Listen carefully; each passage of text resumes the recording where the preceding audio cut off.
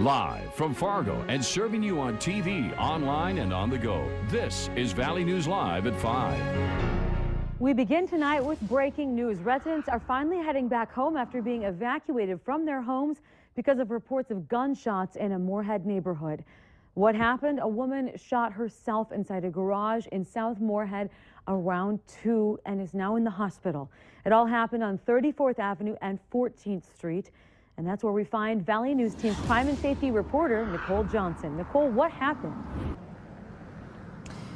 People are back home now, but an hour ago, it was a completely different scene over here. Dozens of police officers, a SWAT team, and even Fargo's armored car were here lining the block after neighbors heard gunfire. A woman inside her garage was talking with the SWAT negotiation team. Police say she shot herself with a high-powered weapon and was unable to open the garage door. I heard the explosions and thought it was fireworks. Came back upon arrival. They had the street completely blocked off and they were evacuating people. And just very scary, very turbulent for this neighborhood, number one, and just the week that we've had in Fargo-Moorhead.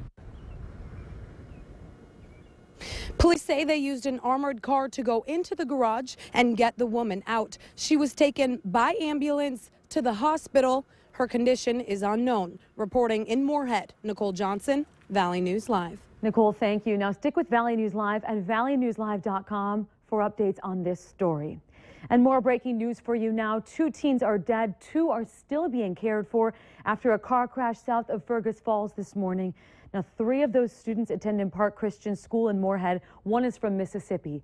Valley News Team's Bradford Eric joins us live now with much more on this tragedy. Bradford? Just a short time ago, we got confirmation on the students involved. The Minnesota State Patrol tells us Zach and Connor Kowalvog are the 2 students killed in the crash. They're brothers. Zach was driving and he would have been a senior this year. Connor would have been in 8th grade. It was his first time traveling with the varsity team. Mark Schwant is listed in satisfactory condition at Lake Region Healthcare in Fergus Falls.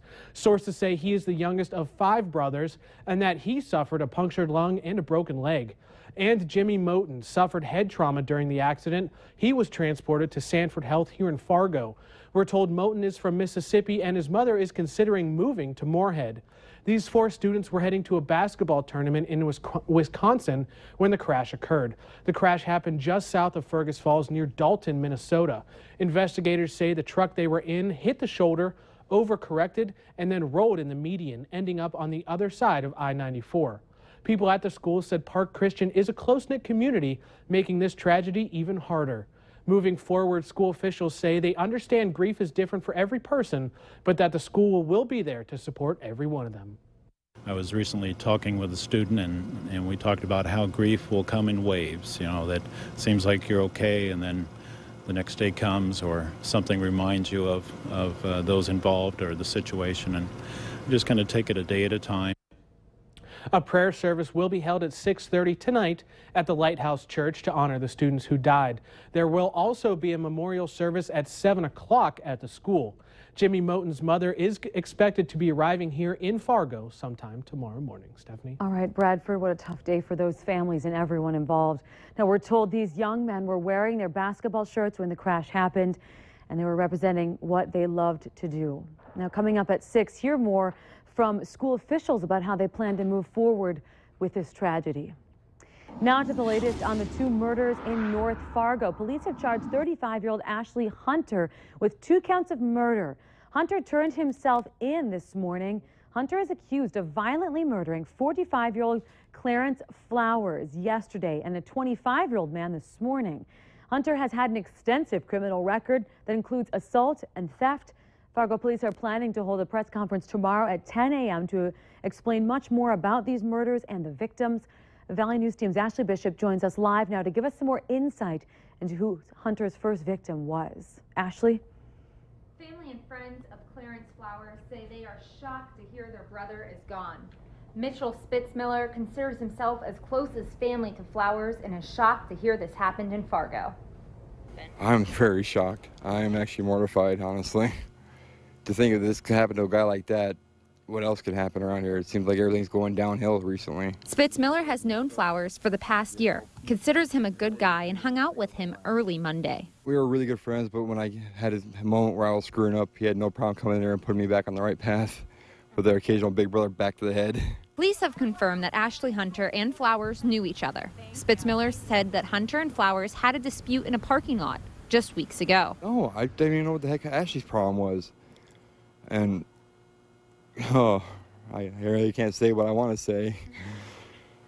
But, yeah, I really hope he gets what's coming. Spitzmiller says Flowers was not a confrontational person and will be missed. I honestly cannot fathom why anybody would want to do that to him.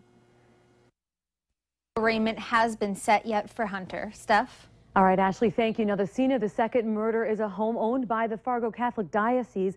The NDSU Newman Center recently obtained that property. Coming up at 6 tonight, friends of the second murder victim and the Catholic community speak out. And then tonight on 6:30 Point of View on KX4, Chris Berg talks to Fargo's police chief about this case and Hunter's previous run-ins with the law. Well, to our weather now. It has been nice and quiet out there. Sunshine and some clouds. Will we see more of that this evening? Let's find out from our chief meteorologist, Hutch Johnson. Hutch? Well, Stephanie, if you're heading out and about tonight, the things you need to be concerned about are a few isolated areas of thunder shower activity. Northwest Minnesota has hit and miss showers, none of them very strong. We do have a severe thunderstorm out to the west, and some of these storms in parts of southern Canada and the western Dakotas will make their way in our general direction as we go through the evening. Fargo-Moorhead, very quiet. The best chance of spotty activity this evening in northwest Minnesota. Temperatures slipping into the 70s for most of our night. Stephanie, it looks quiet. I'll have details on what you can expect skywise for the possibility of another aurora tonight here in just a few minutes. Oh, that'll be pretty to see. Yes. All right, thank you, Hutch.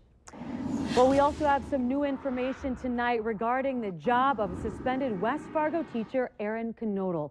Knodel was suspended after being accused of having a sexual relationship with a student, but he was acquitted on 3 of the charges. The last 2 were dismissed.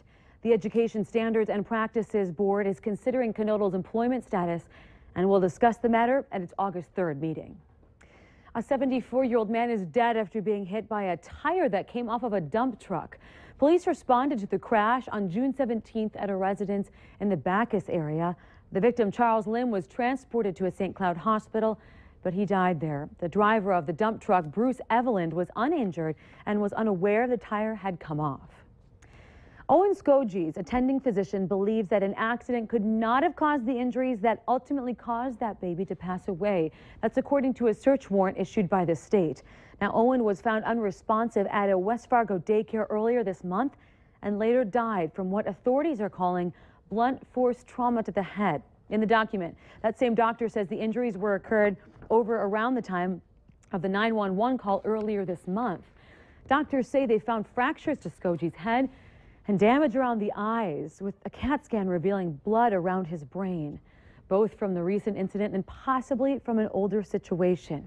During the course of the investigation, it was learned that Darcy Jo Anderson, the woman running the unlicensed daycare where Skoji was found unresponsive, had her license revoked in 2011. The reason? Cass County Social Services did it because of allegations of abuse. Anderson had been warned several times since then that the number of children she cared for was too many. Darcy Jo Anderson also had been charged in the past with a number of misdemeanors and felonies. It appears one controversy has ended and another may be starting regarding one of our region's famous tourist attractions. The Bemidji City Council has approved a $60,000 plan that will in part remove a landscaping project in front of Paul Bunyan and Babe the Blue Ox. As Valley News Team's Neil Carlson shows us, another issue could rise out of all of that. The Bemidji City Council has approved removing this landscaping project in front of the famous duo after complaints it was blocking the photographic view. And some folks said it was even downright dangerous. You know, slip, fall. I mean, it's a hazard. And then you got a lawsuit. You're right, a big lawsuit. Okay. The city people will be paying for it. So the city will spend big bucks to remove it before their total parking lot remodeling job around the visitor center is finished. However, there could be another snag in the project. Plans call for the statue of Nemi, a dancing warrior, to be placed here, across the parking lot from Babe and Paul. Some say the statue could also block the view and cause other problems. There was some people that were concerned of the notion that Mimi and Paul were somehow going to be staring each other down in the plaza and causing tension. I personally disagree with that. I like to think Paul is friends with everybody, but... But where to place the statue of Mimi will now be studied by the Parks Department before the City Council decides that matter. Meanwhile, the parking lot to the visitor center remains closed, and folks who may have stopped in to ask about places to stay and things to do in Bemidji simply drive by. In fact, the total number of people who stop inside the visitor center so far this June is down to 1,374, about half the number of last year. The only two who aren't saying anything about all this are Paul and Babe. In Bemidji, Neil Carlson, Valley News Live. The completion date for that project around the visitor center has now been pushed back to October. Now remember to like Valley News Live on Facebook for stories like this and many more. Follow the latest news, weather, and breaking news updates anytime on your feed. Just search Valley News Live, like our page, and stay informed the entire day.